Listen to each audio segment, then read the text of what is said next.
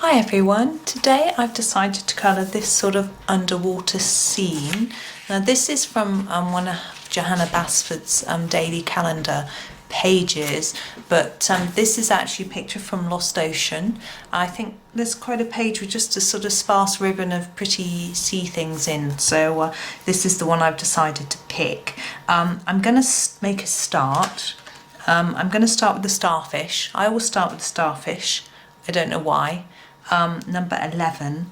I'm not actually going to necessarily write a list of all the pencil colours for this one because I think I'll probably end up using nearly all of them. But what I'm doing with the number 11 is doing a little border around the edge of the starfish. Now I'm sure most starfish are not yellow, but I always do my starfish yellow. I always think they need to be a lovely bright yellowy goldy colour, and I'm not sure why. Now my idea here is to put a lot of colour in a little border and then just do a lighter layer coming towards the middle, and then I'm going to do this one, which is number 1 in the middle. Actually, let me zoom it in more. We can move it around. Whoa! That was a bit mad, wasn't it? We can move it around a bit so that you can see what I'm doing. So I'm going to just go over it all in this lighter yellow colour. And I want it to really stand out. Now we've got these dots on the starfish, which I have before been tempted to colour over in a white pen, but they don't show up on yellow very well. So I'm not going to do that this time. I'm just going to colour them all in a really bright yellowy colour. There we go. Now the fish. Now I'm very often tempted to do fish in an orange colour like a goldfish, and that's what I'm going to do today. What I'm going to do is I'm just going to show you what I would normally do, and then you can think about whether it's something that you might like. So number 24, it's not quite the darkest orange, but it's almost the darkest, and I'm going to do a border around Mr. Fish in this colour and fade it in towards the centre a bit. This is how I always do my fish. A couple of reasons. I like the fish to look shiny. I have recently done a video with just a fish to show you, and also makes it look more like it's got a bit more shape. Number 4. Because if you do a darker edge, it looks more shadowy, and the centre is lighter, it looks like it's catching the light, so it gives the impression that it's slightly more rounded. I'm going to go over all the orange with this one, so we get a really bright colour, but fade it out towards the middle because I'm going to go in last with the number 42. Now I'm colouring this faster than normal. That's because there's quite a lot of detail on this page, quite a lot of bits to get through. Now I'm going over all of it again to give a nice solid colour. Now the eye I'm going to do in a black. I'm just doing it while I remember. There we go.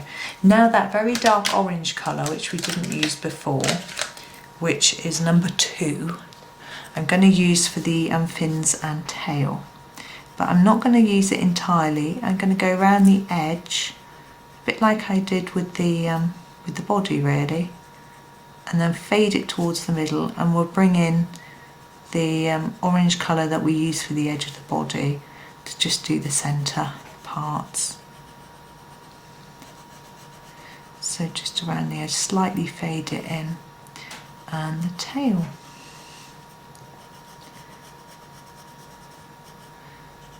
Across there. Now one thing that I found quite daunting with the fish pictures, the underwater pictures, is the coral. Now we've got quite a big bunch of it here, and I'm often very unsure as to where to go colour wise, and I suspect I'm not the only person, number 24, that has that problem. I tend to leave it till last. I've looked up coral on search engines to try and figure out what colour it should be, and that was not very helpful because it looked like there could be any colour. I'm going to do this bit now. Let me just pull it into shot. Now I'm going to use, when I do underwater leaves, I do green, number 57. I know it's quite boring doing green leaves, but it helps me, you see, to decide on the coral colours. Once I've done all of the bits in the colours that I think I know what colour they should be, although obviously seaweed isn't always green or whatever this might be. Once I've done that, then I can think about what's left. Now, because I'm using the Staedtler Ergosoft, there's only 36 pencils. That lovely small palette means that I don't have loads of choice, which helps me when I'm doing a little picture like this. I'm going to finish those off with number 56. I haven't got my big old sharp rotary sharpener with me today, but my Derwent, but never mind. I don't know if I need to sharpen them. So anyway, once I've done all of the sort of bits that I know what colour I want to do, then I look at the coral and I think about what's missing from the picture, what will balance the picture. I'm not brilliantly creative when it comes to colours. I tend to be traditional, mix things up a bit. Sometimes I end up looking like I just felt like I needed to use every single pencil in the box, and it's a bit of a mishmash. But hey ho. It's all about having fun, isn't it? I'm just going to move that across a little bit. Now I'm going to do this one here. I'm just seeing where it goes, but it is only to here. So I'm going to grab a different green. I'm going to grab, gosh, my hands are cold today. It's cold in here. Number 52. They're upstairs. The children lit the fire. Don't worry, they're 15. They're not little children. I was there. They lit a fire because they were cold. And I came down here and I was running up and down the stairs, bringing everything I needed, camera and pencils and bits and bobs. And I always forget something, so I always end up doing about 4 journeys. And I got really hot, so I've taken off my top that I was wearing and my fleece, and now I'm feeling cold.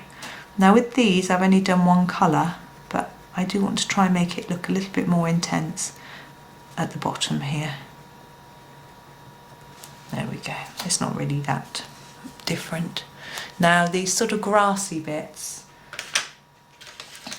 I'm going to grab just a different colour, number 5.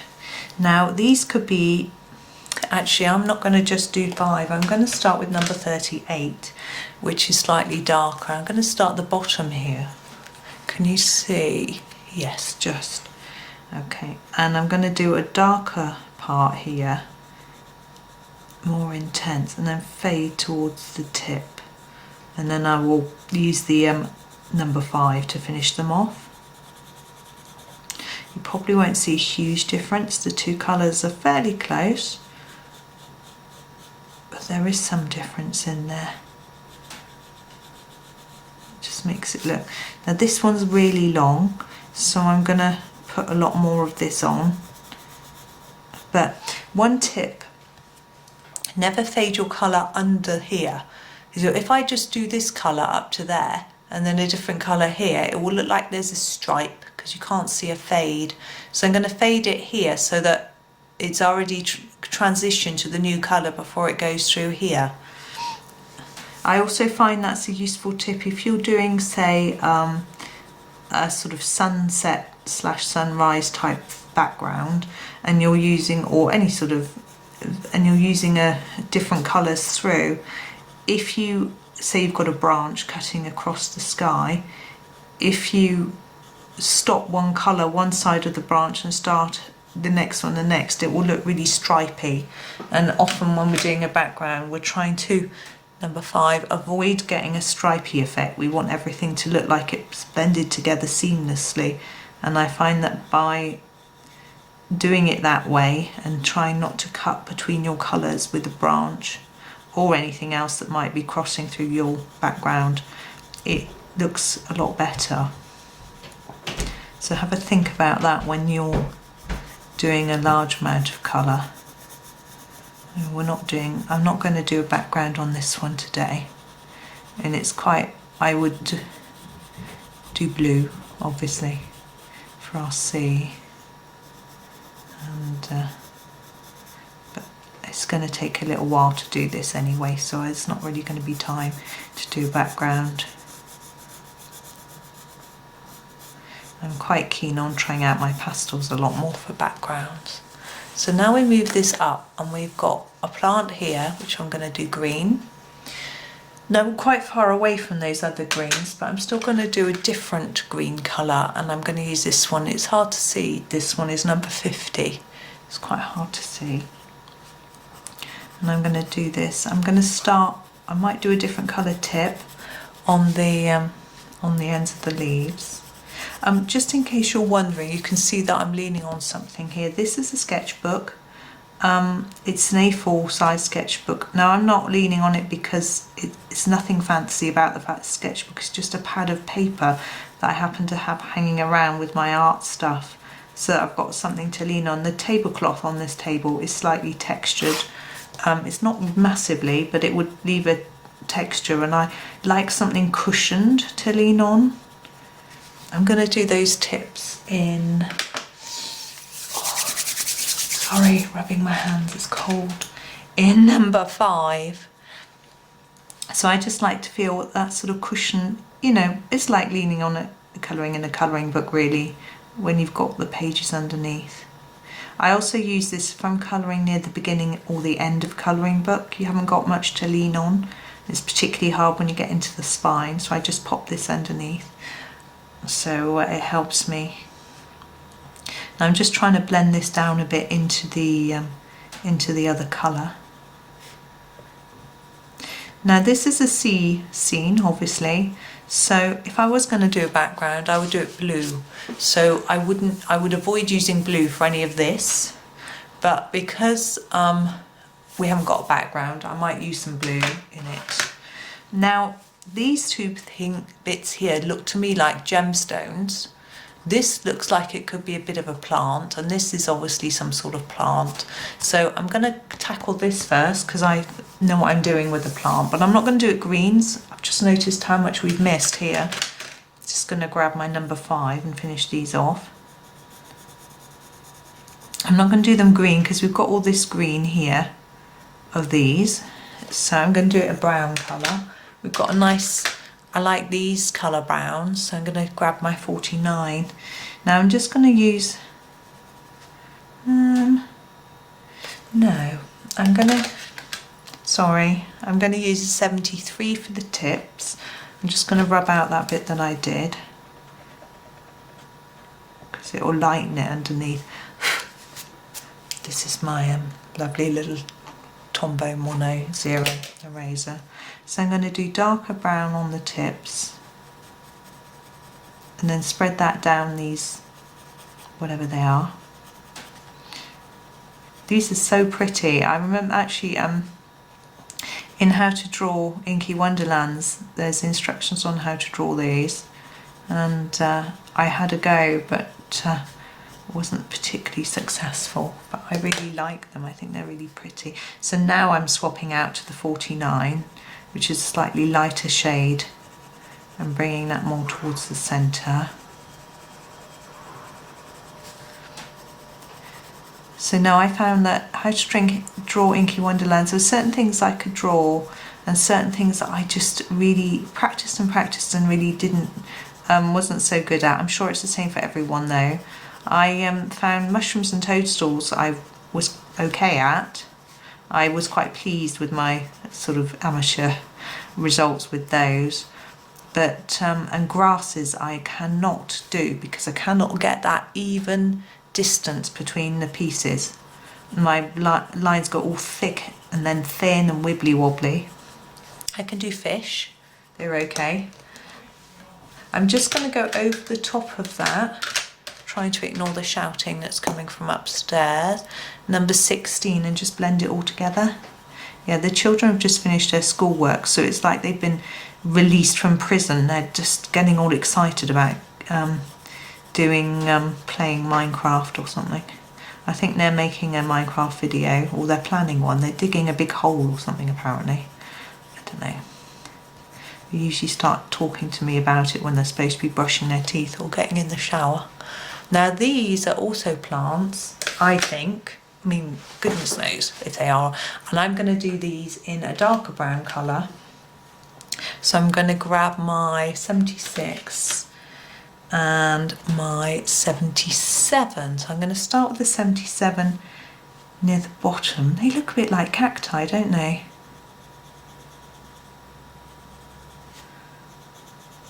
So I'm going to do that there and here.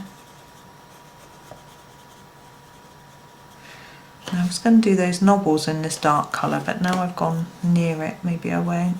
And now I've swapped to the 76 to take it up to the tip.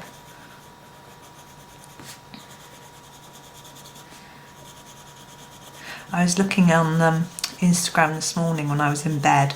When I woke up, I've been waking up a bit early, and I'm very naughty. I sleep with the tablet next to the bed, which isn't advisable. But I grab it, I don't put the news on, I don't look through Facebook, but I have a look at Instagram and have a look at everyone's amazing pictures. I am going to do those knobbly bits in this number 77, but I'm going to do it quite hard so they look different. And scrolling through beautiful pictures, and I saw some truly inspirational Lost Ocean ones, but can't for the life of me remember who it was. But wow, and I was just blown away. And I was like, if only I could do something like that. But I have to remind myself that I'm still learning. I hadn't, up until I bought my first Johanna book, I hadn't done any sort of art since school. And I'd had very low confidence in my artistic ability. Right, onto these. These two, purple. I've decided dark purple, number 6. Now what I'm going to do for these is do part dark and then fade it up here and here. I'm just going to, I think I want to make it all purple, but just part of it darker. So yeah, I had very low confidence in my ability, and I've seen a huge improvement, which is very good for my confidence. And it's really nice to be able to share a few tips with people as well that I've learned along the way, and I feel that because I'm still learning, it helps me to help others a little bit, because I think sometimes when you get to an advanced level it's quite difficult to go back to the basics and teach at a level which everybody can relate to.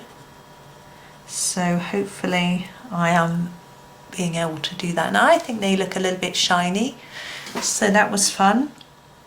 Now we've got these round ones, and what I'm going to do is I'm going to go in with some pinks. Yeah. Oh, I've got my pinks all muddled up.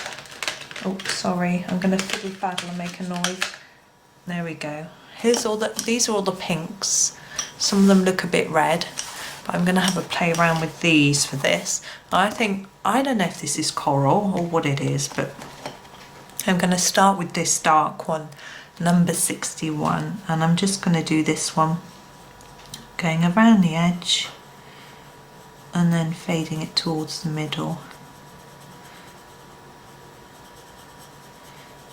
So yeah, I have never told the story, I don't think, of when I first discovered Johanna's books. I was in a I can do the same with this one, in a service station on the motorway, Gloucester Services. Now Gloucester Services is not like your typical motorway service station, it's more like a cross between a farm shop and a posh garden centre.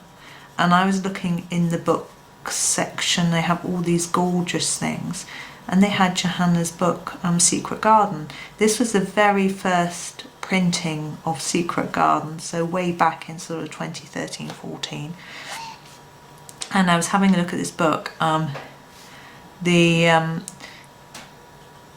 and I just thought it was really, really pretty. But I just had a flick through it, number 20, and thought, oh well, it's art.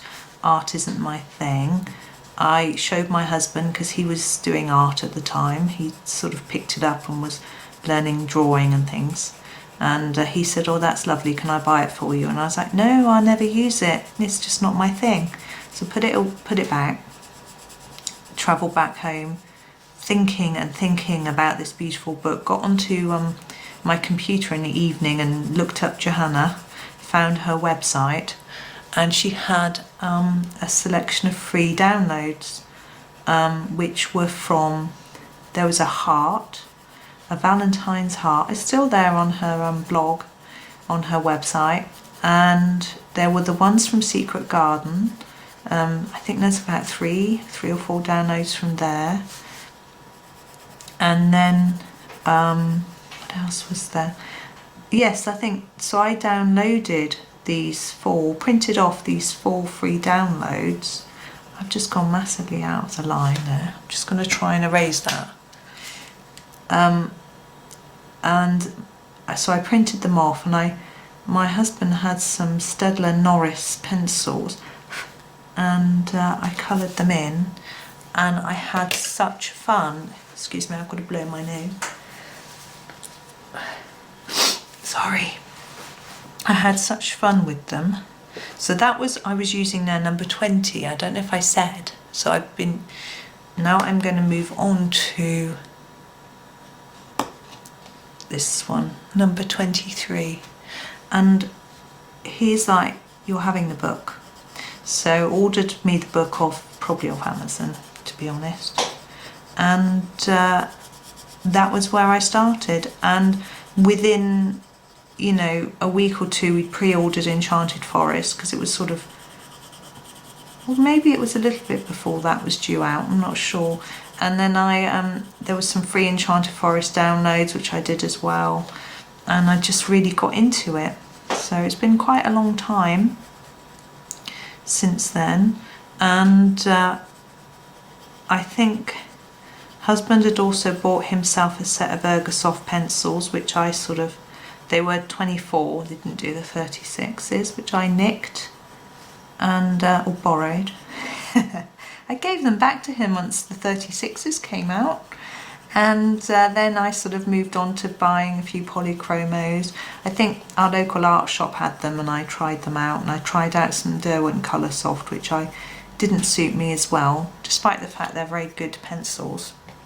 I can do this last one in number 25, and so that was it. And now I daren't count how many pencils I've got and books, but hey, let's not do that. Let's not enter into that, it's too scary. So I do aim to use them all though, so there we go. So you see what I'm doing with these sort of corally bits is I'm ignoring the pattern on them.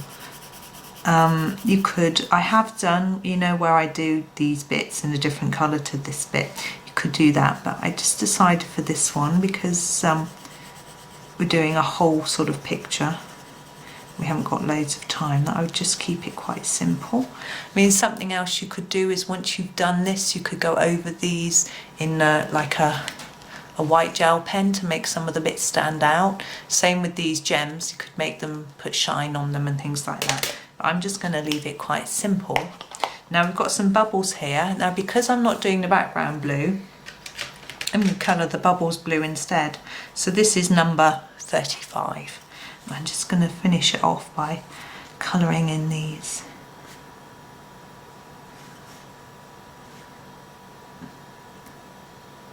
There we go. And I shall pull it down. I shall zoom out just a little bit so you can see the whole thing. Now, as you can see, it's quite a big mishmash of different colours. Ooh, I'm just trying to get it all into shot. It doesn't want to play. There we go. But I think that by doing these similar colours, it doesn't look so random. You know, I think if all of these were lots of different colours, for me it wouldn't sit well, but obviously it's up to you how you do it. So there we go. I think that's done. I hope you enjoyed that one, and I'm going to do a few more. I've got plans to do a few more underwatery ones with a few different ideas to share, so that should be fun. But that's that one done. So thank you very much for watching, and happy colouring.